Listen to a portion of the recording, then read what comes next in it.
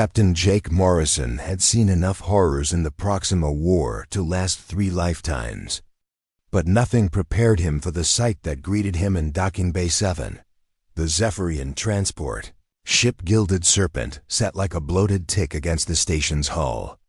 Its ornate golden exterior, a mockery of the suffering it carried. Jake's boots echoed against the metal grating as he approached the ceremonial procession emerging from the ship's belly. Captain Morrison.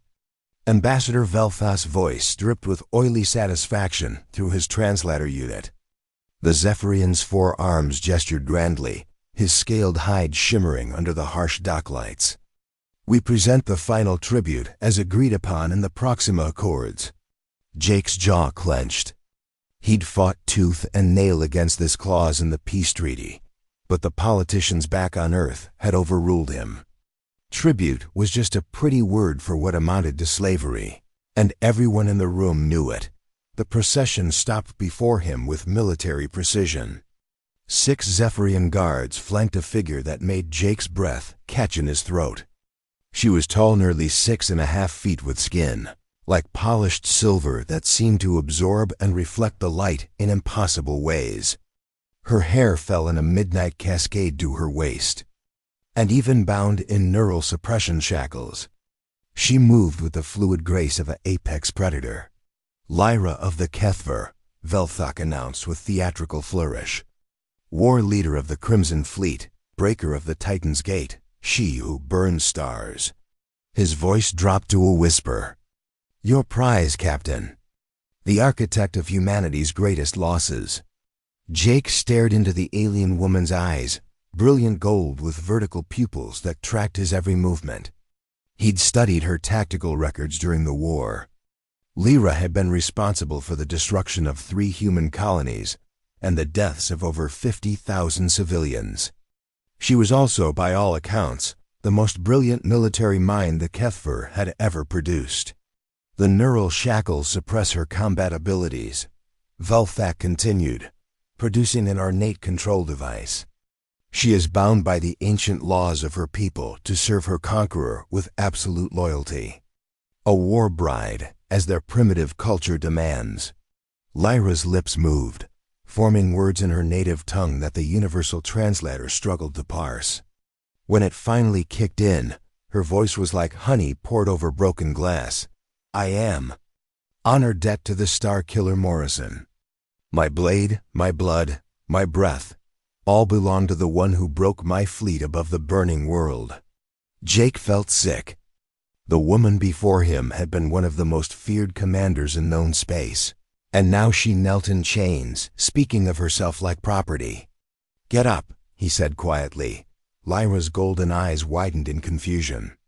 Master? I said get up. And don't call me master. She rose slowly, the neural shackles humming with suppressed energy around her wrists and throat. The devices were works of art in their own right, crystalline structures that pulsed with inner light, connected by chains that seemed to be forged from starlight itself. The control matrix. Velthak pressed the device into Jake's reluctant hands. With this, you can regulate her pain responses, modify her behavior patterns, even access her memories. The Kethver make excellent servants when properly. Jake's fist connected with the ambassador's jaw before the alien could finish his sentence. Velthak crashed into a stack of cargo containers, his translator unit sparking and dying. The Zephyrian guards reached for their weapons, but Jake's security team was faster. Within seconds, the dock was filled with the whine of charging plasma rifles. The tribute has been delivered, Jake said, his voice deadly calm. Your business here is done. Velthak struggled to his feet, ichor leaking from his split lip. You cannot simply, I can and I will. Jake crushed the control device under his boot, the crystalline components shattering with a sound like breaking bells. Get off my station. The Zephyrians retreated in haste, leaving Jake alone with Lyra and his security team. The alien woman stared at the destroyed controller with an expression he couldn't read. Sergeant Chun, clear the dock, Jake ordered. I want to speak with our guest privately. When they were alone, Jake pulled out his plasma torch. The device hummed to life, its blue flame casting dancing shadows on the walls. "Hold still," he said, moving toward Lyra's shackles. The effect was instantaneous and terrifying. Lyra threw herself backward with inhuman speed, her chains clanking against the deck as she scrambled away from him. "No!" The word tore from her throat like a physical thing. "Please, Starkiller, no!" Jake stopped, confused. "I'm trying to free you." "Free?" Lyra's voice cracked. "You speak of void walking? Of soul death? I'm talking about cutting these damn chains off." Lyra's entire body began to shake. She pressed herself against the far wall, her silver skin pale with terror. "You cannot. The honor debt must be paid. The blood binding must hold. Without the chains." She switched to her native language, speaking so rapidly that the translator couldn't keep up. Jake lowered the torch but didn't deactivate it. "Explain it to me. Make me understand." Lyra took several shuddering breaths before she could speak again. "I am Kethver. We are the children of the Great Binding. When a warrior falls in battle, when they bring shame upon their people through defeat, they must serve their conqueror or face the void." "The void?" "Soul death." Lyra's golden eyes were wide with primal fear. "To be cut from the Great Binding. To have your name struck from the song of memory. To become nothing, less than nothing. A ghost that never was." Jake felt a chill run down his spine. "And if you don't serve me? Then I am void-touched. My failure becomes the failure of my bloodline. My children, my children's children, all marked for exile. All sent to die in the wasteland beyond the cities." Tears began to flow down her silver cheeks. 47 million Kethver served under my command. Their families, their clans, all will suffer for my defeat if the honor debt is not paid. The plasma torch felt impossibly heavy in Jake's hands. "So these chains are my salvation. My people's salvation." Lyra's voice dropped to a whisper. "Please, Starkiller, I beg you. Do not damn us all for the sake of your alien mercy." Jake stared at the neural shackles, seeing them with new eyes. They weren't just restraints. They were a lifeline connecting Lyra to everything she held dear. The crystalline structures pulsed with a rhythm that reminded him of a heartbeat, and he realized with growing horror that they probably were. Some kind of quantum link to her people's collective consciousness. "How long?" he asked quietly. "How long what, Starkiller? How long do you have to serve?" Lyra's laugh was bitter as winter wind. "Until my conqueror releases me, or until I die in service. There is no other way." Jake looked at the plasma torch in his hands, then at the alien woman cowering against the wall. Every instinct screamed at him to cut her free, to reject this barbaric system that turned sentient beings into property. But her terror was real, and if she was telling the truth about her people. "You've killed me," Lyra whispered, watching his face. "You've killed us all." The plasma torch clattered to the deck as Jake's nerveless fingers released it. In trying to show mercy, had he just condemned an entire species to suffer for one woman's defeat? The weight of that possibility settled on his shoulders like a lead blanket. Outside the docking bay, the stars burned cold and distant, offering no answers to the impossible choice before him. 3 days had passed since Jake Morrison had made what he was beginning to realize might be the worst mistake of his life. Lyra of the Kethver sat in the corner of his quarters like a broken statue, her silver skin dulled to the color of old pewter. She hadn't eaten, hadn't drunk water, hadn't even acknowledged his presence since he'd brought her here.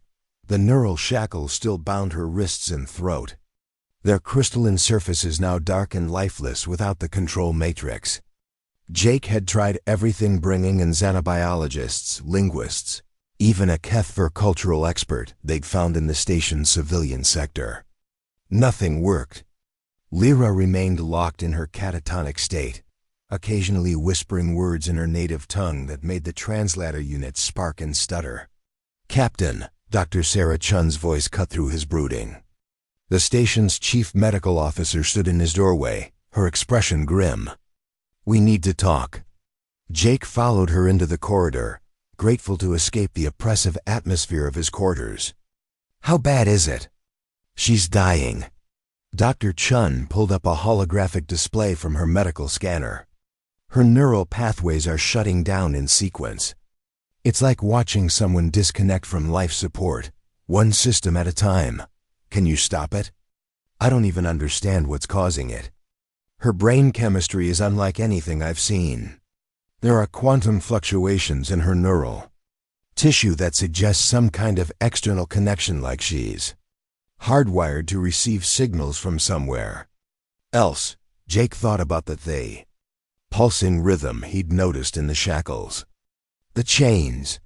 They're not just restraints, are they?" "I don't think so. But without the control matrix, I can't analyze their function properly." Dr. Chun closed the display.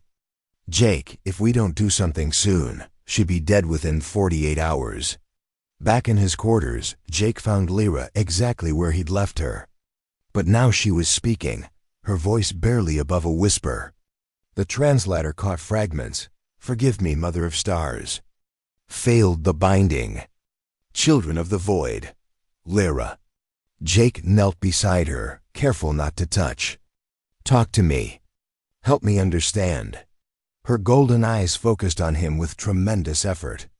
"Star Killer," she breathed. "Why do you torment me with false hope?" "I'm trying to help you." "Help?" A bitter laugh escaped her lips. "You have severed me from the great binding. I am already dead. My body simply hasn't realized it yet." Jake felt frustration building in his chest. "Explain the great binding. Make me understand what I've done." Lyra closed her eyes, and for a moment, Jake thought she'd retreated back into her catatonic state. Then she began to speak, her voice taking on the cadence of ritual recitation. "In the beginning, there was only the void, cold, empty, silent. The first Kethver were born from starlight and shadow, but they were alone, each mind an island in the darkness. They suffered, they died, they were forgotten." Her eyes opened, fixing on Jake with laser intensity. "Then came the great binding, the joining of all minds into one eternal song. No Kethver would ever be alone again. A hive mind? No." Lyra shook her head weakly. "Not hive, symphony, each voice distinct, but part of a greater harmony.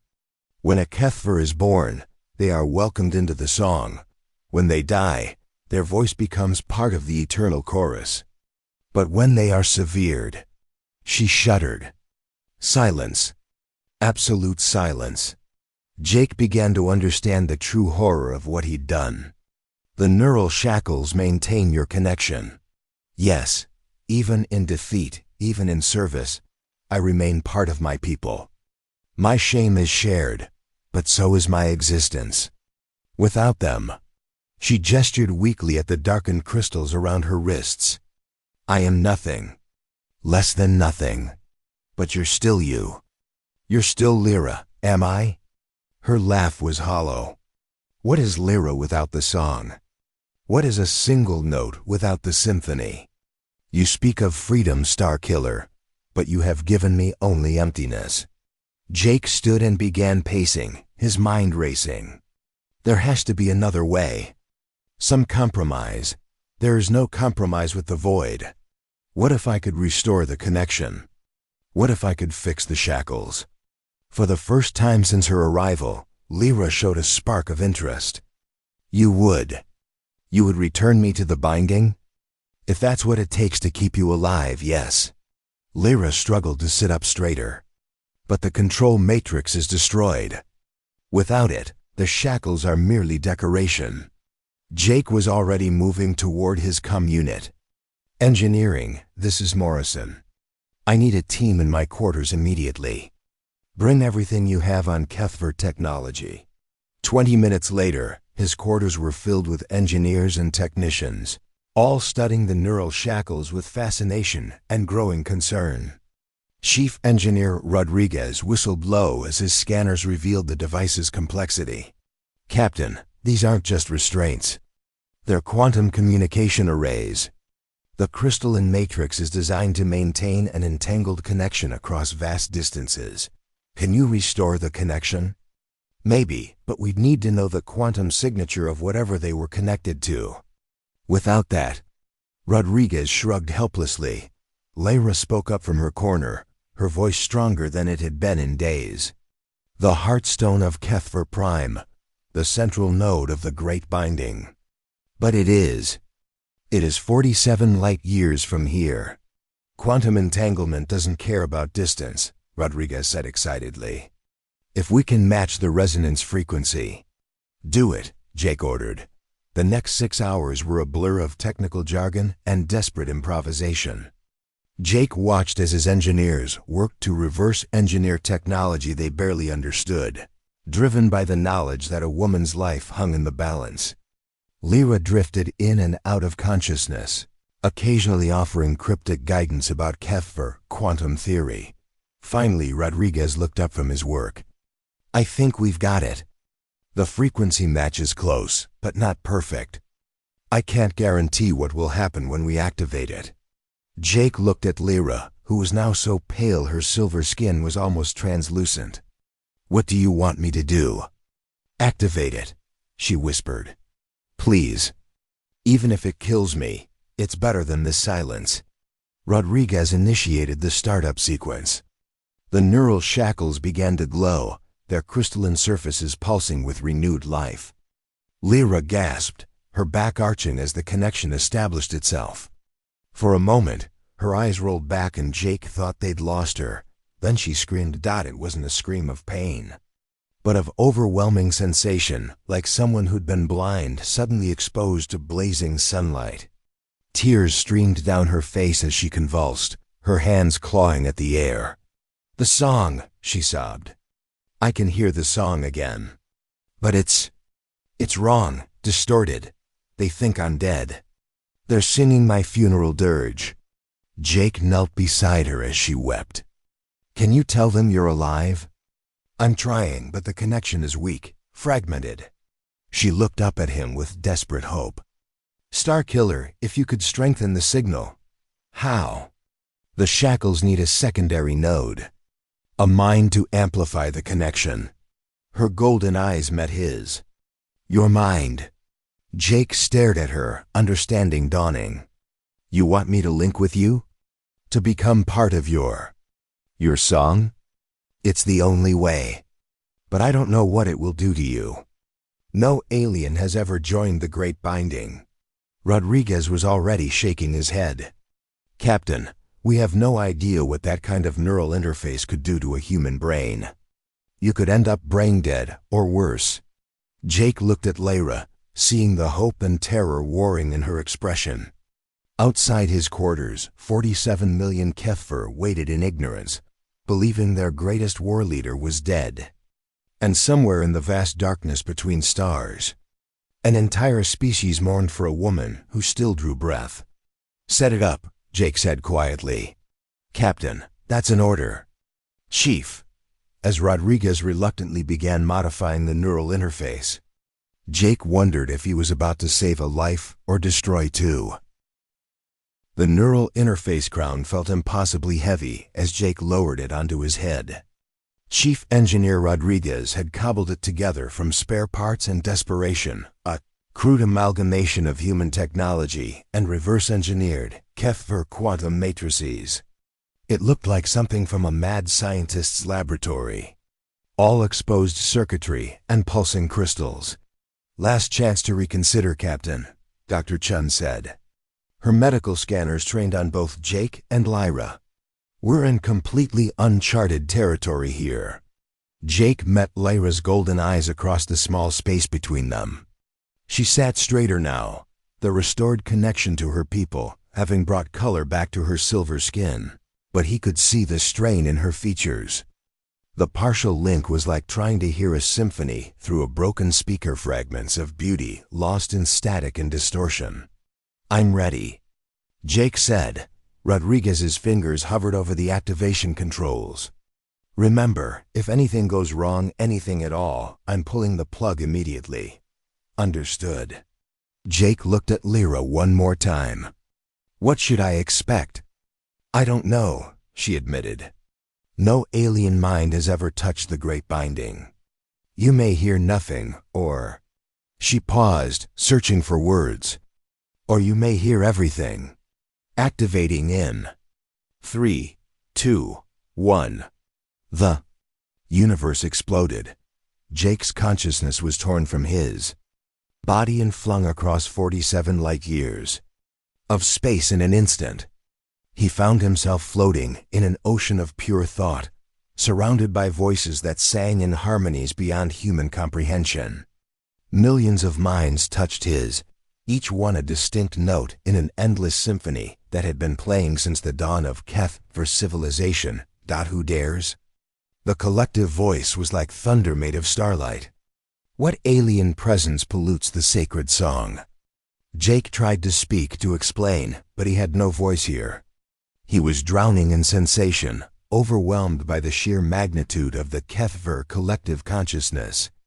Just as panic began to set in, he felt Lyra's presence beside him, a familiar anchor in the chaos. Peace. Children of the song, Lyra's mental voice rang out with authority. This is Jake Morrison, the star killer who broke my fleet. He comes not as conqueror, but as something new. The collective recoiled, millions of minds pulling back in shock and revulsion. Jake felt their hatred wash over him like acid, the accumulated grief and rage of a species that had lost countless lives to human weapons. He saw flashes of burning ships, dying worlds, children crying for parents who would never return home. You bring the enemy into our sacred space? The voice belonged to someone ancient, someone whose mental signature blazed with the authority of eons. You contaminate the binding with the mind of a murderer? I bring understanding, Lyra replied firmly. Look deeper, eldest. See what he has done. Jake felt the collective consciousness focus on him like a searchlight, probing his memories with surgical precision. They saw his horror at the tribute ceremony, his destruction of the control matrix, his desperate attempts to free Lyra despite not understanding the consequences. They witnessed his decision to risk his own life to restore her connection to her people. The hatred began to shift, confusion replacing rage as the Kethver minds struggled to process what they were seeing. He freed you. The eldest's voice was filled with bewilderment. Even knowing it would cause you pain.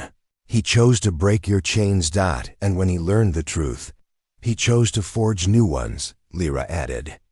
Not chains of servitude, but chains of understanding. Jake found his voice at last, his thoughts somehow translating into concepts the collective could understand. I don't want to own anyone. I don't want slaves or servants or war brides. I just want to understand. Understanding. The word rippled through the collective like a stone dropped in still water. What understanding can there be between killer and killed? Jake opened his memories fully, holding nothing back. He showed them his childhood on Earth, his decision to join the military, not for glory, but to protect others. He shared his horror at the civilian casualties during the war, his sleepless nights haunted by the faces of the dead. He let them see his respect for Lyra's tactical brilliance, his recognition that she had been fighting to protect her people, just as he had been fighting to protect his. You mourn our dead, the eldest observed, surprise coloring the ancient voice. You carry their names in your heart. Everyone I could learn, Jake confirmed. War doesn't make killing easier. It just makes it necessary. The collective fell silent, processing this revelation. Jake felt their worldview shifting, the rigid categories of the enemy and ally beginning to blur. Through Lyra's connection, he sensed something unprecedented happening. The great binding was evolving, incorporating new concepts that had never existed before. Show us more, came the request from countless voices. Show us your people's song. Jake hesitated. Humans didn't have a collective consciousness. no great binding to unite their minds. How could he explain the chaotic, individualistic nature of humanity to beings who had never known true solitude? Then inspiration struck. He began to share not the song of humanity, but the songs of humans, every piece of music he could remember, from ancient folk ballads to modern symphonies. He showed them jazz improvisation, where individual musicians created beauty through controlled chaos. He shared rock concerts where thousands of separate voices joined together by choice rather than design. He revealed the human capacity for harmony without unity, for cooperation without assimilation. The collective was fascinated. Each voice separate, yet choosing to sing together, the eldest mused. Chaos that creates order. Discord that becomes harmony. This is what he offers, Lyra's voice cut through the wonder. Not the binding of servitude, but the binding of choice. Not the chains of conquest, but the chains of partnership. Jake felt the moment when everything changed. The collective consciousness began to resonate with new possibilities, imagining forms of connection they had never conceived. Through the quantum link, he sensed similar revelations occurring throughout. Space as the great binding carried these new concepts to every corner of their civilization. We would learn this human song, the eldest declared. We would understand this harmony of choice, and we would teach you our song in return. Lyra added, her mental voice warm with hope. Not as master and servant, but as, what is your word, Jake? Partners? Partners, Jake confirmed, feeling the rightness of it resonate through both their minds. The collective began to sing not the ancient, unchanging song of the binding, but something new. A melody that incorporated human concepts of individual choice and Kethver ideals of unity. Jake found himself adding his own voice to the harmony, his human perspective weaving through the alien symphony like a golden thread. When the connection finally ended, Jake found himself back in his quarters, the neural interface crown sliding from nerveless fingers. Lyra sat across from him, tears streaming down her silver face, but her expression was one of joy rather than sorrow. It's done, she whispered. The song has changed. My people. They understand now. Jake rubbed his temples, his head pounding from the neural feedback. What happens now? Lyra looked down at her neural shackles, which now pulsed with a warm, golden light instead of the cold blue of before. Now we forge something new. Not chains of servitude, but bonds of partnership. Not conquest, but cooperation. She stood and extended her hand to him. Will you help me teach the galaxy a new song, Jake Morrison? Will you be my partner in this symphony of stars? Jake took her hand, feeling the quantum resonance of the modified shackles, creating a bridge between their minds, not domination, but true understanding. I'd be honored, he said. Outside the viewport, the stars seemed to shine a little brighter, as if the universe itself was singing along.